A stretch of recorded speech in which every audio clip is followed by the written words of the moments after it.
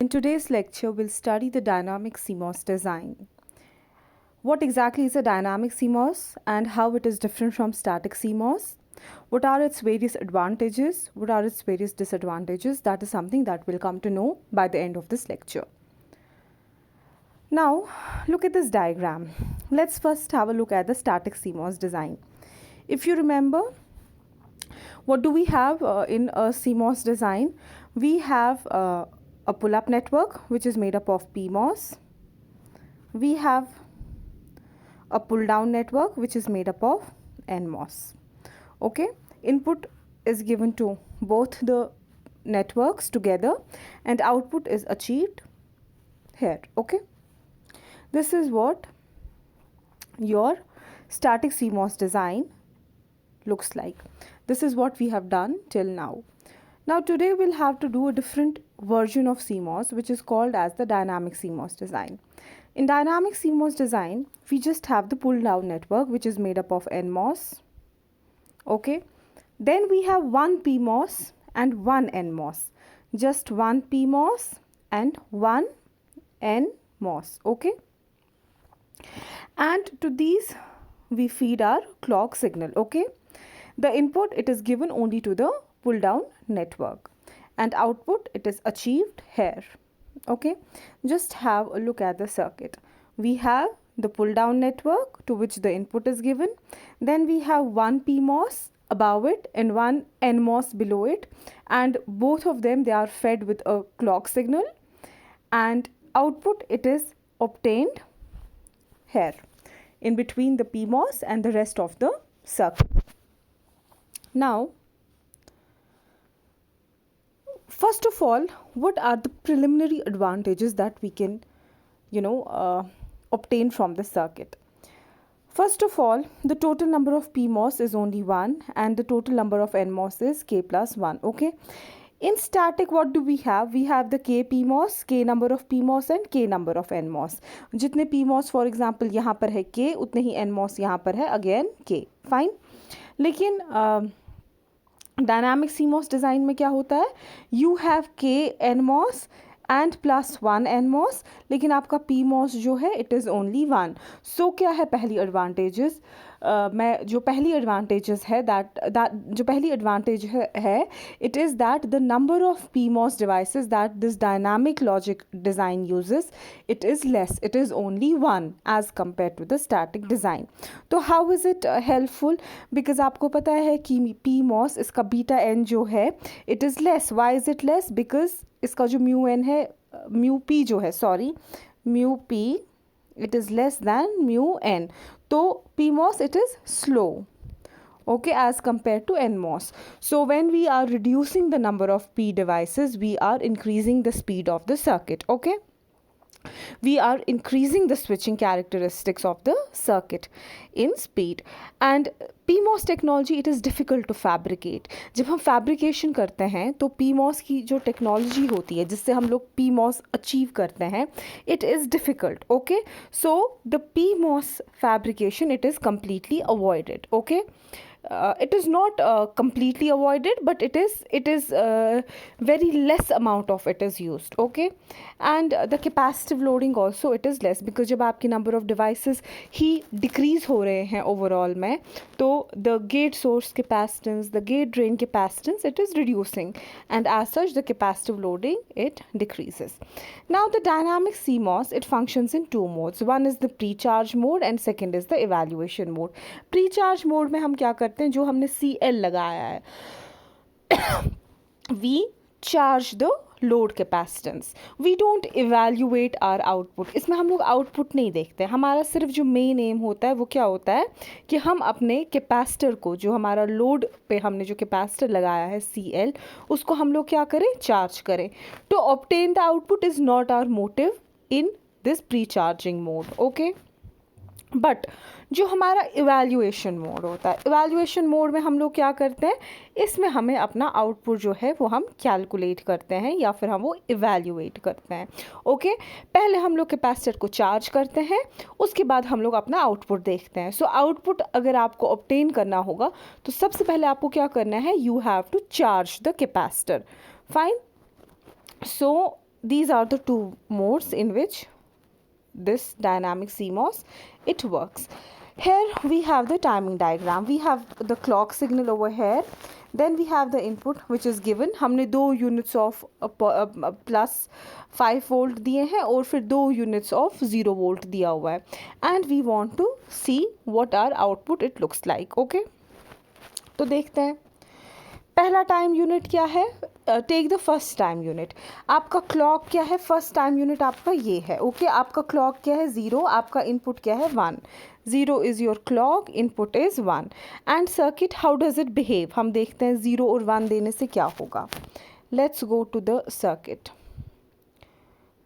यहाँ पर क्लॉक क्या है आपका 0, इनपुट आपका क्या है 1. ओके, क्लॉक क्या है आपका 0. तो PMOS क्या होगा, इट विल बी ऑन.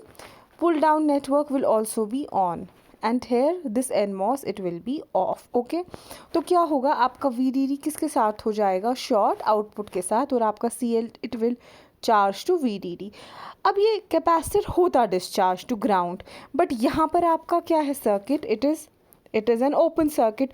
तो CL क्या है, it will remain charge to which value VDD, क्योंकि इसको डिस्चार्ज होने का कोई पाथ ही नहीं है. तो सिंपली क्या हो जाएगा, it will charge to VDD, and this is what your pre charging mode is. ठीक, क्लॉक हमने 0 दिया तो ये क्या हुआ, प्री चार्ज हुआ. फाइन, क्लॉक 0 दिया, इनपुट 1 था, तो हमारे आउटपुट पे क्या हुआ, ये हमारे आउटपुट पे जो हम लोग CL पे ऑब्जर्व कर रहे हैं वो VDD तक चार्ज हो गया, and this is called as pre charging mode which is denoted by PC. Okay, अब मैंने आपको क्या बोला, मैंने आपको बोला जब भी हम लोग इसको चार्ज करते हैं उसके बाद हमें क्या करना होता है, वी इवैल्यूएट द आउटपुट. अभी तक हमें आउटपुट नहीं मिला, अभी तक सिर्फ हमने क्या किया, हमने इसको सिर्फ चार्ज किया. चार्ज होने के बाद we will have to see the output. ठीक है, अब क्या है, सेकेंड टाइम यूनिट आपका कहाँ से कहाँ तक है, here. Okay, second time unit में आपका क्लॉक क्या है 1 है, और आपका इनपुट भी क्या है, अगेन आपका इनपुट भी 1 है. क्लॉक भी 1, इनपुट भी 1. देखते हैं ऊपर, क्लॉक 1, इनपुट 1, क्लॉक 1. क्लॉक 1 है तो ये क्या है, ऑफ. ये पूरा हिस्सा जो है it is cut off from the circuit. ये आपका क्या है, ऑन है, ये भी आपका क्या है, ऑन है, और CL ऑलरेडी किस पे चार्ज है, VDD पे. ओके, तो कैपेसिटर क्या हो जाएगा, it will discharge through what, the pull down network and the NMOS. तो इनपुट जब मैंने 1 दिया, आउटपुट पे मुझे क्या मिलेगा, 0, क्योंकि कैपेसिटर धीरे धीरे क्या होने लगा, डिस्चार्ज, और अल्टीमेटली किस वोल्टेज पे पहुंच गया, 0 पे. देखते हैं, let's draw it in the diagram. ठीक है, धीरे धीरे it started to discharge and then it acquired level 0. Okay, so this is clear, I hope so. Okay, so time unit 2 भी आपका हो गया ख़त्म. नाउ लेट्स टेक, ओके, इस टाइम यूनिट में हमने क्या किया, we obtained the output as, output is obtained as 0. okay, and this is called as the evaluation mode. okay, अब जब evaluate हो गया, हमें फिर से क्या करना है, we have to pre-charge the capacitor. तो pre-charge के लिए हम फिर से हमारा क्या आएगा, क्लॉक हमारा 0 आएगा, इनपुट पे मेरा क्या आ रहा है फिर से अब 0. अब मैं इनपुट पे क्या दे रही हूँ, 0.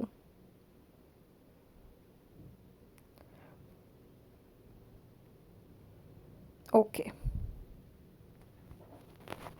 क्लॉक भी 0 और इनपुट भी 0. Clock 0, input 0, clock 0. This will remain on, this will remain off, and this will remain off. तो सिंपली ये फिर से कैपेसिटर किस पे चार्ज हो जाएगा, it will charge up to VDD. Okay, देखते हैं टाइमिंग डायग्राम में, दोबारा होने लगा आपका ये charge. Okay, but this is not your output, this again is the pre charging. आपने अपने कैपेसिटर को फिर से चार्ज किया है up to which voltage, VDD.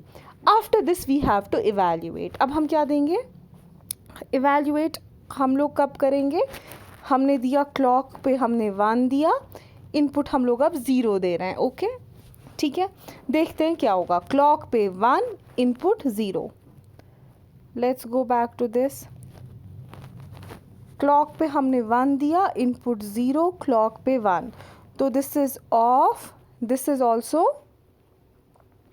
Of and this is on, but because ये वाला पोर्शन ऑफ है, यहाँ पर क्या हो जाएगा आपका ओपन सर्किट, तो क्या CL हो सकता है डिस्चार्ज? नहीं, so it will remain at VDD। तो जब मैंने इनपुट 0 दिया, आउटपुट पे क्या आया? VDD आया। जब मैंने इनपुट 0 दिया, आउटपुट पे क्या आया? VDD। सो इसमें alternate cycles of pre charging and evaluation है।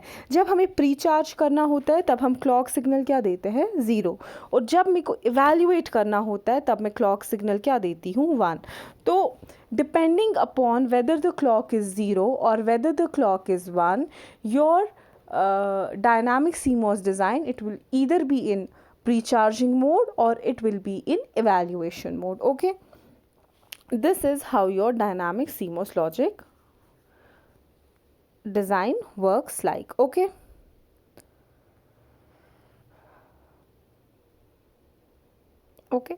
and during this time जो हमारा फोर्थ केस था, फोर्थ केस में क्या हुआ? ऑल्दो हमारा there was the capacitor, it can not discharge, CL discharge होना चाहता बट इट कुडंट डिस्चार्ज क्योंकि सर्किट आगे क्या था? ओपन। ठीक है, at this time we see that the capacitor CL it is in a high impedance mode.